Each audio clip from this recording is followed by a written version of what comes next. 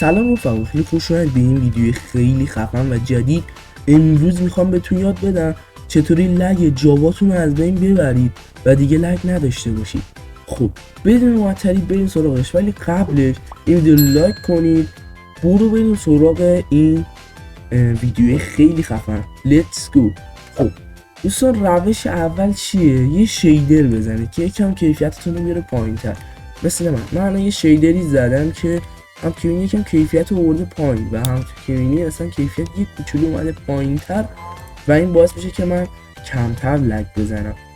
خب الان شما باید یه شیدری بزنید که کیفیتتون رو یکم بیاره پایین‌تر. پس این کار رو حتما بکنید. الان اسم شیدر خودم رو صفحه میاد که میتونید از تو تی لانچر دانلودش کنید.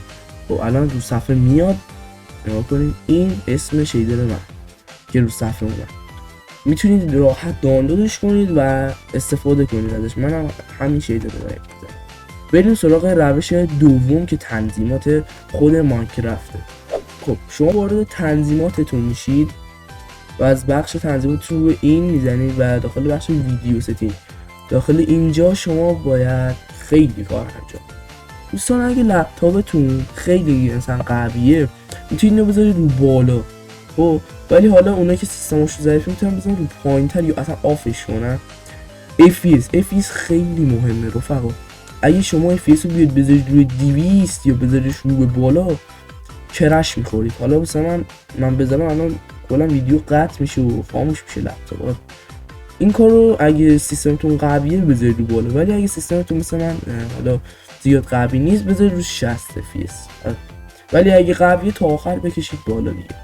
این واسه ویدیوه رفقا. مثلا شما میخواید یه ویدیو ضبط کنید، اگه اینو فعالش کنید چی میشه؟ یکم لگتون از بین میبره. اینا حتما اگه خواستی ویدیویی روشن کنید که الان خودم روشنش کردم.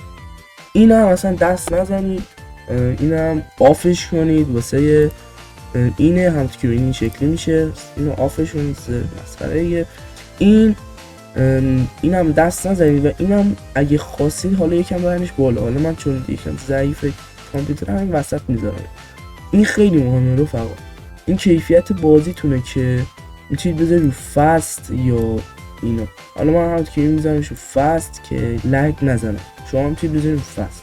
اگه خیلی قوی کامپیوترتون بذارید رو بالا. آره حالا من میذارم رو فست و اینجا اینو بذارید رو فست. اگه بازم کامپیوترتون خیلی قوی بذارید رو بالا. حالا من میذارم رو فست.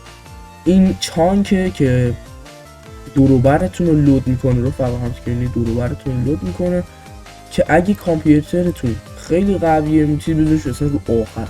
حالا من بذارمش رو 8. اگه کامپیوترتون ضعیفه بذارید روش رو 8 خیلی خوبه. اینم دوباره ربط داره به همون چانک که اینو میذارید رو 6. اگه کامپیوترتون خیلی قویه دوباره اینو میذارید رو به بالا. آره حالا من روش همین 6 خوبه. خب اینجا باید چیکار کنید؟ چون اینو اصلا دست نزنید، اینو آف کنید رفقا.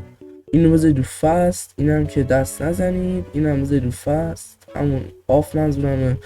تنظیماتتون مثل من بچینید به این شکل. اینا رو هم آف کنید 100%.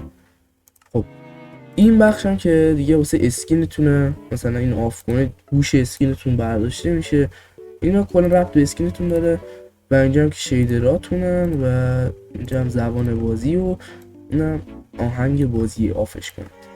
خب اینم بود از این ویدیو رفقا.